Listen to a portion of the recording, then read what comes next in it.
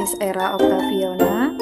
Selamat siang juga buat Ibu Dr. Hairul Amriah dan teman-teman semuanya. Siap, Bu, dengan pertanyaan Ibu? Atau Bapak Wahyudi duluan? Ya, Deg-degan saya, silakan Pak. Bu. Mohon maaf, teman-teman udah nge-record saya ya? Miss Era, tolong ini ya. Sudah, aman. Sudah Aman. aman, Alhamdulillah. Ya, kayak Desi Ratnasari, Bu Imas. Dari Cantik. sedotan, Bu, dilihat dari jauh. Ya, Bu Terima Imas. kasih, Bu. Ya, Bu Imas kan siap ya tadi ya, apa yang ini ya. Bu Imas, jadi ada pertanyaan dari saya yang berkaitan dengan pengembangan critical dan creative thinking. Critical thinking dan creative thinking. Nah, pertanyaannya begini. Bagaimana Ibu, Bu Imas menyusun komponen perangkat pembelajaran itu sehingga mampu untuk mengembangkan yang berpikir kritis, berpikir kreatif, reflektif untuk peserta didik. Tuh, satu. Terus bagaimana Bu Imas memastikan apakah instrumen tentang asesmen itu bisa digunakan nggak, bisa mendukung nggak dalam keterampilan berpikir tersebut? Paham? Kalau belum saya Baik, ulangi. terima kasih Ibu Ya, Amri.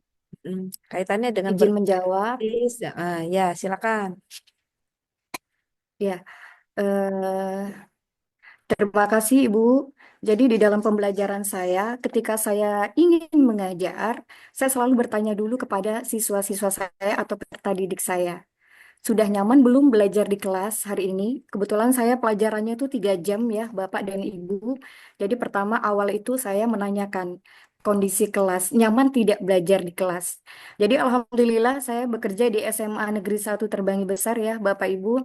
Jadi ketika saya ingin membuat kenyamanan, mereka bisa yang bisa berpikir kritis, kreatif, kemudian refleksif, mereka itu saya suruh belajar di luar. Kami mempunyai pendopo Ki Hajar Dewantara yang besar. Kemudian setelah itu saya ketika ingin menciptakan mereka keluar berpikir kritis, itu menyusun tujuan pembelajaran yang awalnya itu seperti asesmen yang menantang, Ibu. Jadi anak-anak sekarang meskipun generasi Z ya, mereka kan suka banget yang namanya teknologi atau juga mungkin menggunakan HP. Tapi saya tidak lupa untuk sebelum pembelajaran saya ajarkan untuk yang namanya eh, kami ada program hafalan, tetapi itu di 1 jam terakhir, 1 jam terakhir. Namun di awal baru sebentar ya Bu ya, 15 menit ya. Jadi anak-anak bisa santai dulu, belum tahu nanti pelajaran apa dia relax dulu, santai dulu. Setelah itu saya baru masuk ke materi itu. Kebetulan saya kemarin memasukkan materinya yaitu bab 3 cara menghindari perbuatan tercela atau mudah menghindari perbuatan seperti berfoya-foya, takabur, ria, sum'ah dan hasad seperti itu. Yang pertama itu mereka agar berpikir kritis itu saya menstimulasi siswa gitu, Bu. Setelah pertama asesmen awal itu Berikan saya memberikan stimulus gitu satu ya. pertanyaan Memberikan yang menstimulus, stimulus gitu ya. ya, stimulus kepada siswa agar mereka itu berpikir kritis dengan satu pertanyaan saja, tetapi peserta didik semuanya itu bisa boleh menjawab gitu. Dan alhamdulillah mereka itu kalau ketika satu pertanyaan yang itu menarik ya, mereka bisa yang namanya mengeluarkan ide-idenya seperti itu. Kemudian saya memberikan seperti ketika pembelajaran saya suka dengan PBL. Sebenarnya saya 3 jam itu cukup Bu kalau ada TIPEK, kemudian PJBL, karena 3 jam ya Bu biar mereka tidak bosan. Tetapi izin kamar.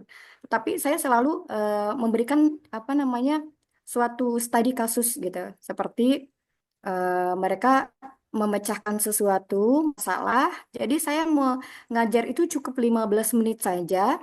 Kemudian mereka berupaya memecahkan masalah, kemudian presentasi. Dan presentasi ini saya itu tidak pelit nilai, Bu. Jadi 10 orang pertama itu berikan nilai 100. apapun yang mereka utarakan, apapun yang mereka berikan, ya, karena saya mengajarkan mereka untuk percaya diri, jadi mereka berlomba-lomba.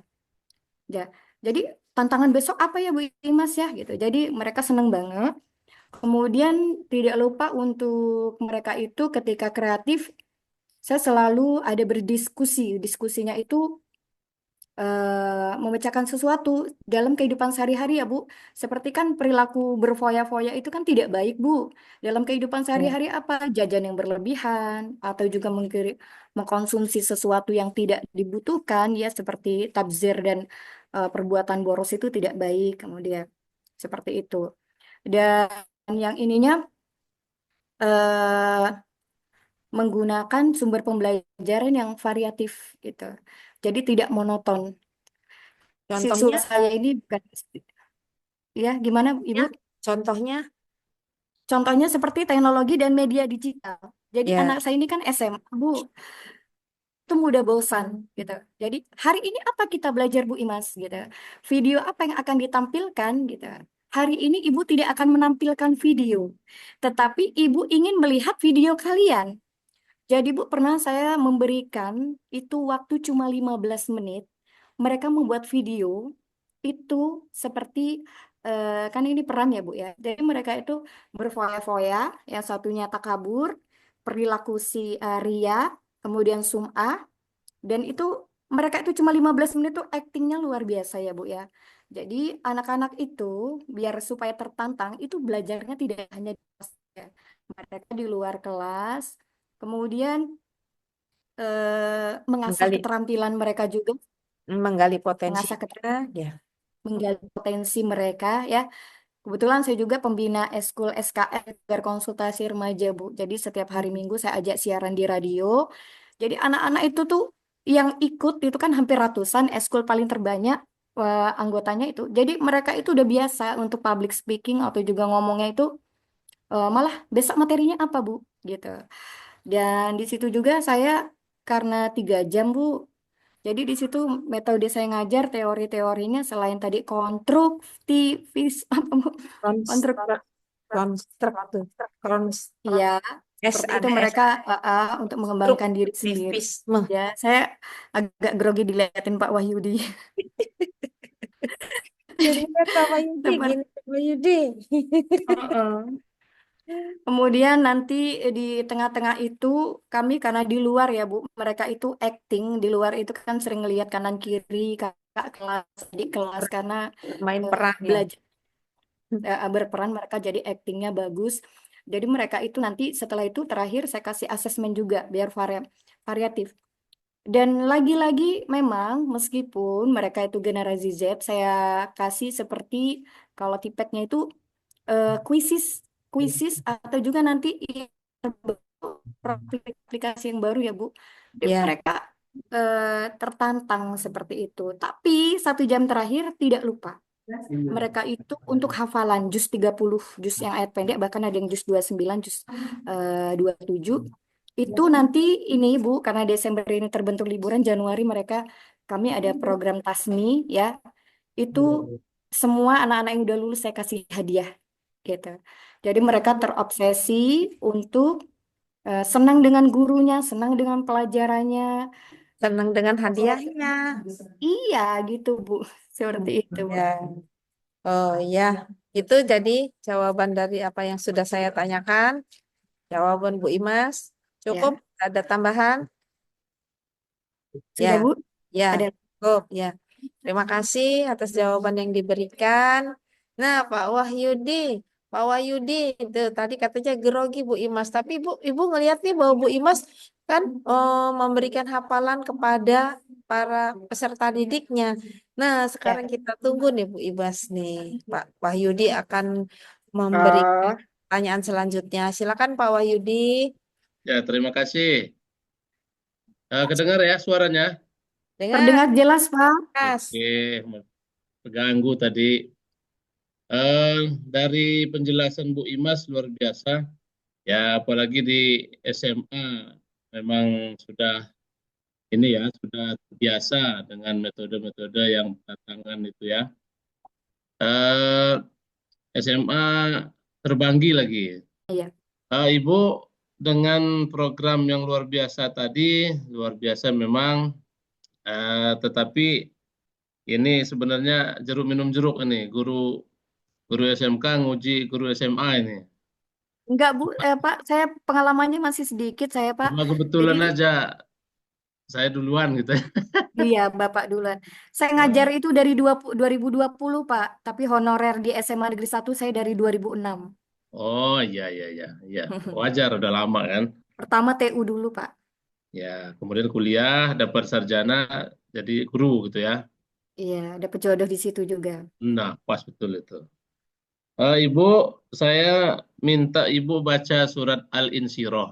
Surat Al-Insyirah. Al-Insyirah, ya pasti udah hafal itu. Hanya kalau bisa pakai lagu, alhamdulillah. Kalau enggak, ya minimal tartil lah.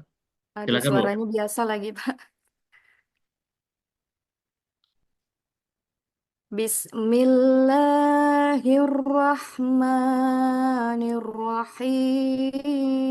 Bismillahirrahmanirrahim.